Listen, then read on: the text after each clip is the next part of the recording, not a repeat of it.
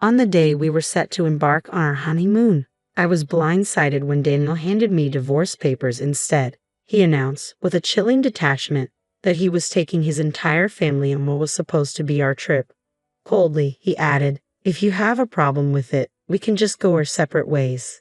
Internally, I was fuming, but I kept my composure and calmly responded, "Fine, but don't forget, I'm still my own person." His shocked expression gave me a fleeting sense of victory. "My name is Samantha. I'm 37 years old, and I work in real estate, a career I genuinely love and find fulfilling.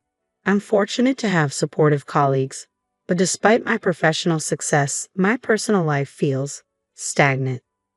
I don't have any hobbies, and I've never had a boyfriend before Daniel."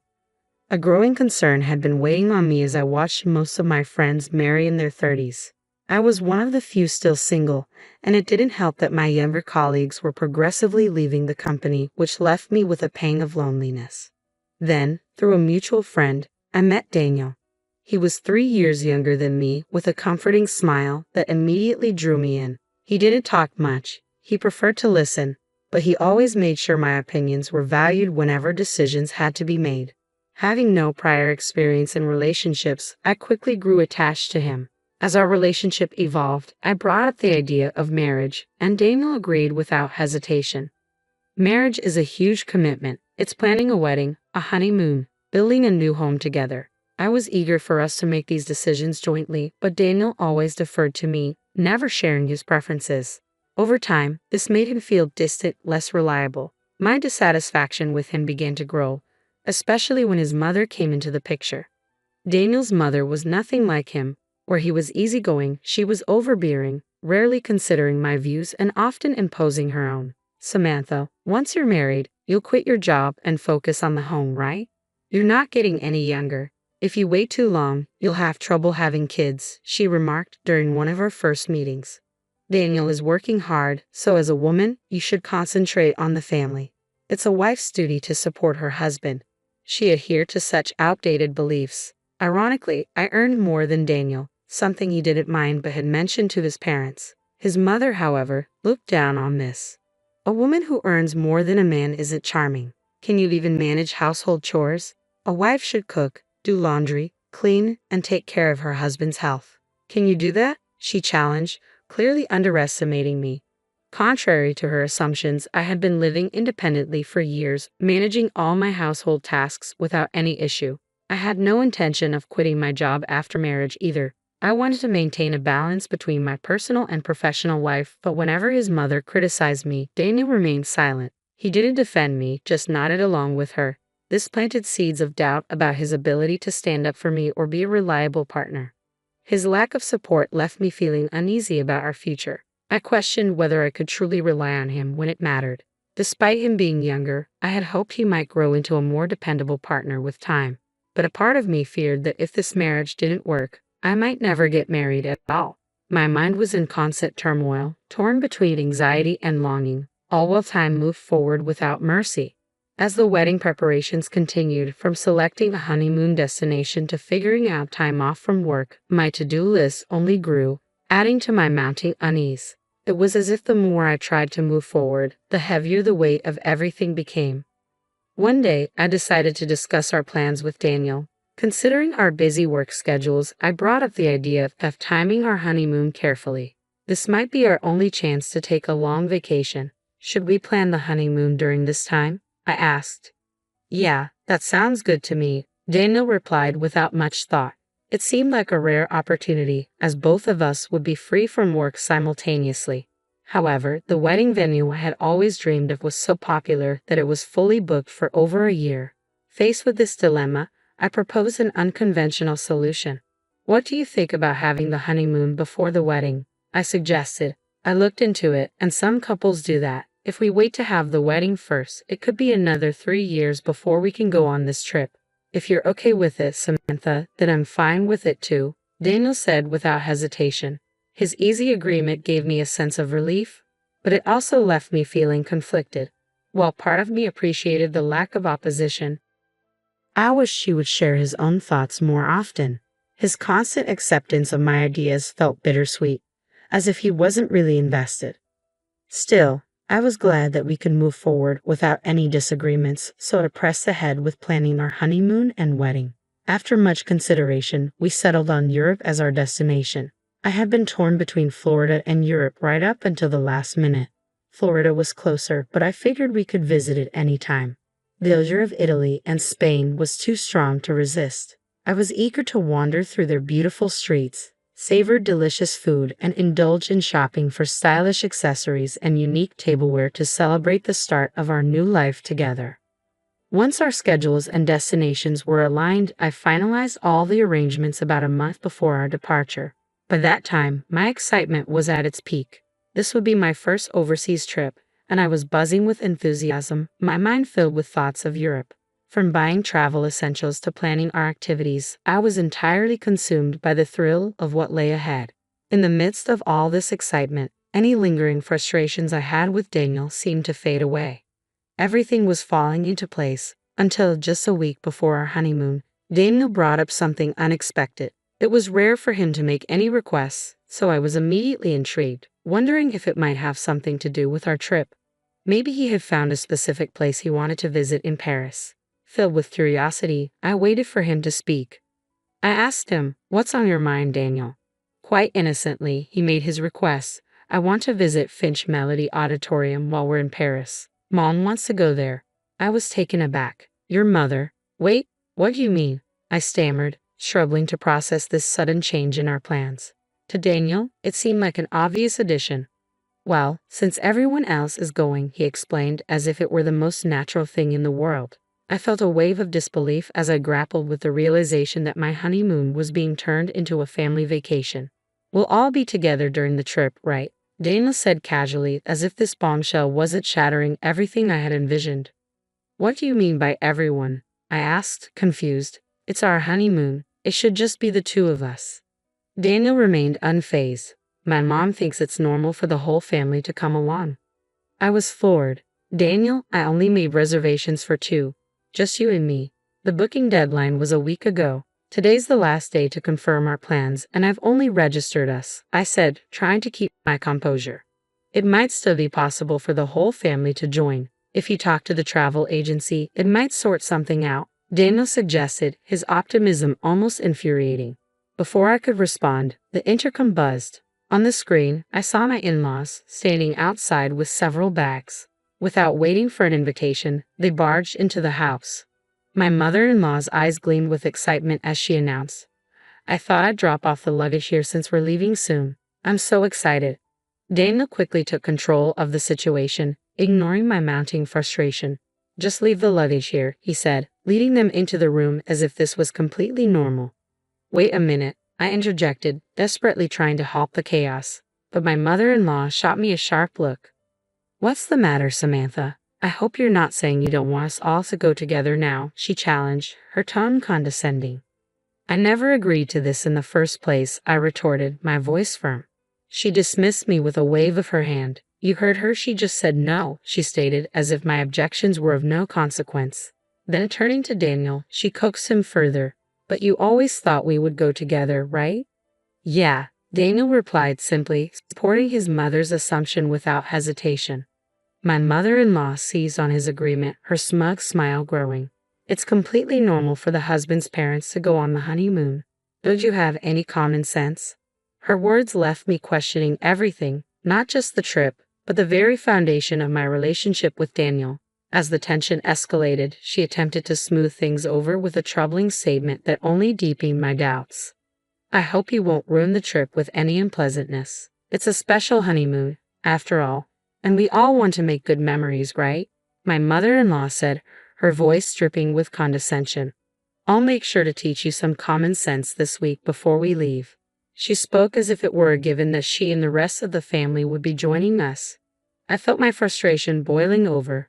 "This is a honeymoon, you know. Normally, it's just the husband and wife," I countered, refusing to back down. I knew that if I gave in to her demands now, it would set a terrible precedent for our future. I was determined not to let that happen. But she remained unyielding, dismissing my concerns outright. "The husband's parents joining the honeymoon is just common sense. I can't believe you don't want to be with us." I thought we were becoming a family, but it seems our ideas of common sense are different. You don't seem to like me, and nothing seems to match. How sad, she lamented with exaggerated disappointment, her tone tinged with insincerity. Her furrowed brows and words, "How sad," seemed laced with a hidden smirk, convincing me she was deliberately manipulating the situation. To my dismay, Daniel sided with her without hesitation. "Samantha, what's wrong with you? They're my parents. It's okay for them to come on the honeymoon, right?" "It's not possible," I declared firmly, my patience wearing thin. "We've already booked reservations for two. Plus, I've never heard of families joining the honeymoon trip." Daniel's response was heated, as if itching for a confrontation. "I never realized you disliked my parents so much, Samantha," he exclaimed, his voice rising in disbelief. Then, coldly dismissing the conversation, he added, "That's enough. Just leave for today," his gaze piercing, as if he couldn't fathom my stance. As his words hung in the air, a sly smile spread across my mother-in-law's face. I stood there, bewildered and hurt, wondering why Daniel always sided with her, especially in such a crucial moment. The door slammed shut behind me, and in that fleeting moment, I caught a glimpse of her smug expression, a look that celebrated her victory. Alone, standing outside, I felt utterly abandoned. My heart ached as I wondered how I had been painted as the villain in this scenario. Why this special trip, meant to be ours, was now on the verge of being ruined. Overwhelmed by frustration and sadness, tears began to stream down my face. A few hours later, my phone buzzed with a message from Daniel. "I want you to check if it's still possible for my parents to join the tour. If not, we'll cancel this trip and find one that all of us can go on. Please think rationally and reconsider. We can sort this out if you do." His words stung, devoid of any acknowledgement of my feelings. Instead, there was only a cold insistence on his version of rationality. He didn't contact me again after that message, and as time passed, the distance between us only grew wider. I could sense that Daniel was likely just as upset as I was, though he hid it well. The day of our supposed honeymoon finally arrived, and despite everything, I had no intention of enjoying it. But after a month of preparations, I couldn't just walk away. As I was getting ready, the intercom buzzed. It was Daniel, here to pick me up. We hadn't seen each other since that heated argument, and I wasn't sure how to act around him. His arrival suggested he still intended to go on the trip, but there was something off. He had no luggage with him. Instead, he was holding a set of divorce papers in his hand. "You still plan to go on this trip after hurting my parents, didn't you?" he accused, his voice heavy with disappointment. "I'm taking my whole family on this honeymoon. If you don't like it, let's get a divorce." His words hit me like a brick, cold, final, and with no room for compromise. It was clear that in Daniel's eyes, his familial ties outweighed our relationship, and his mother's influence was the deciding factor. I stood there, caught between heartbreak and disbelief, realizing my marriage was ending before it had even begun. Daniel thrust the divorce papers toward me, his tone chilling. "My mom said it would be better this way." In that moment, everything became crystal clear. I had always thought Daniel would listen to me, value my feelings, and show me kindness. But now I saw him for what he was, someone who lacked conviction and placed his family's desires above our relationship. My feelings for him cooled sharply as I grasped the reality of our situation. Marrying him seemed pointless, especially with his overbearing mother in the picture. The future I saw with them was one filled with endless compromises and constant interference. Determined, I pointed at the divorce papers he held and responded with a decisiveness that took him aback. "Sure," I said, my voice unwavering, "but remember, I'm still single." "Single? What do you mean?" Daniel looked genuinely confused, his earlier composure slipping. "Weren't you listening? We talked about delaying the marriage registration until the day of the ceremony. I made sure to get your agreement. You didn't forget, did you? The marriage certificate is still in the drawer.